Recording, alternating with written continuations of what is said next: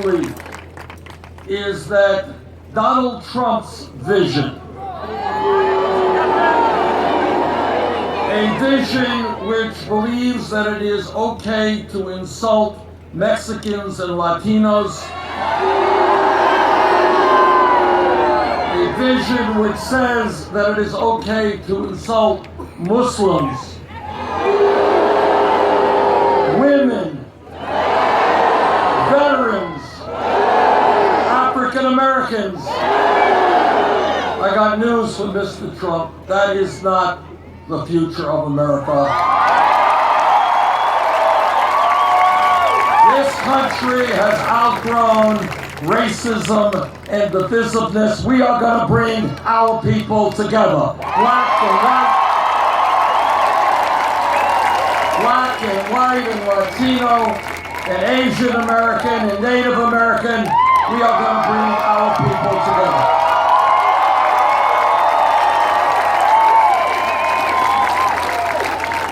And this campaign is going to win because we are doing something rather unusual in contemporary American politics. We're telling the truth.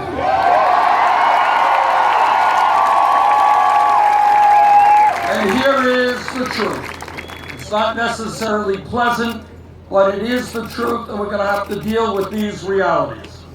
Truth is that today we have a corrupt campaign finance system which is undermining American democracy. This is what democracy looks like.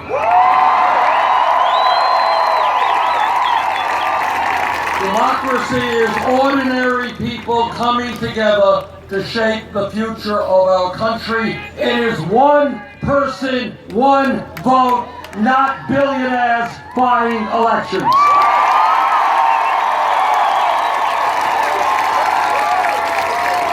And that means that together we are going to overturn this disastrous Citizens United Supreme Court decision.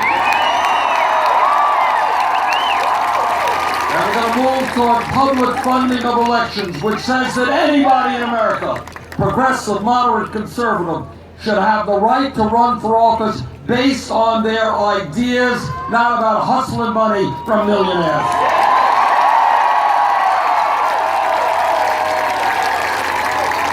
But it's not just a corrupt campaign finance system that we are going to change. It is a rigged economy. Here's what a rigged economy is. A rigged economy is when over the last 25 years there has been a massive transfer of wealth from the middle class to the top 1/10 of 1%. And I'm talking about trillions of dollars. Top 1/10 of 1% has seen a doubling of the percentage of wealth it owns, while the middle class is shrinking, shrinking, and shrinking. A rigged economy is when 1/10 of 1% in this country now own almost as much wealth as the bottom 90%. When 20 of the wealthiest people own more wealth than the bottom half of America, 150 million people. Here's what a rigged economy is about. A rigged economy is about when over the last 40 years, the average American, the median American family has less discretionary income than they used to. Their wages have not kept pace with healthcare costs, with the cost of education, with the cost of housing, and millions of people are falling further and further behind. A rigged economy is when mom is out working 40 hours a week, dad is out working 40 hours a week, and the kids are working, and 58% of all new income goes to the top 1%. A rigged economy is when CEOs, large corporations, make $40, $50 million a year in salaries, and then they cut the wages and the health care and the pensions of their workers. A rigged economy is when profitable corporations making billions a year shut down plants in America and move to China and other low-wage countries.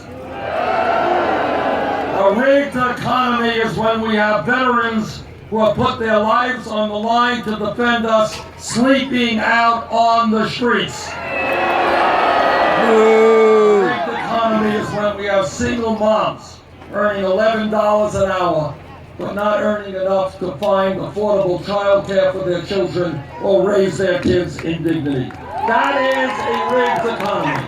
And what our job is to create an economy that works for all of us, not just the 1%.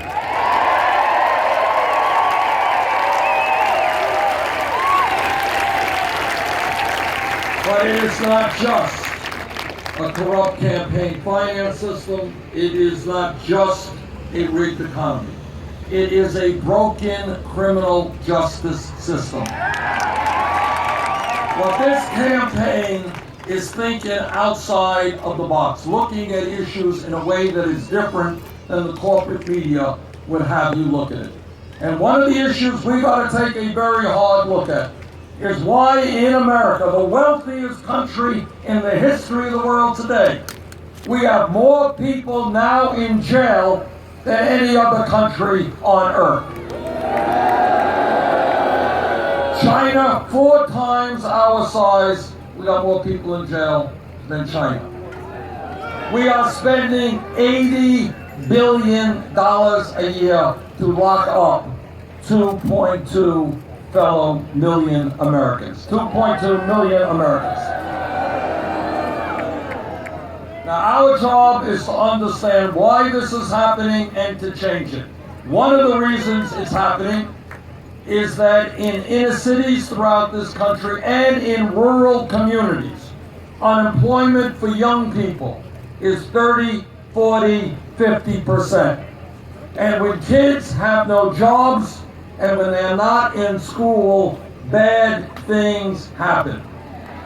And that is why together we are going to invest in our young people, invest in jobs and education.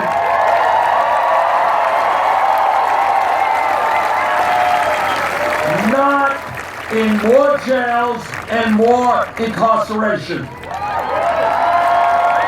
And what has happened here in California over the last many years and all over this country is we are building more and more jails, but we're not building more colleges. Let's turn that around.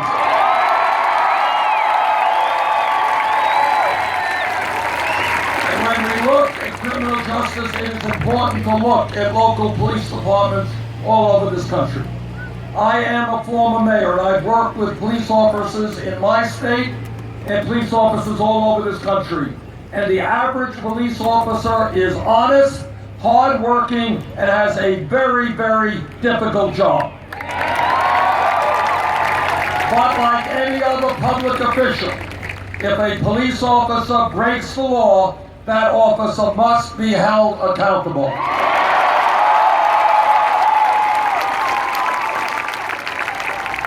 We have got to demilitarize local police departments.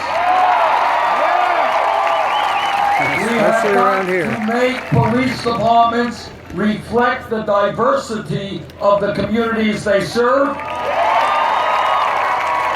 We have got to end corporate ownership of prisons and detention centers.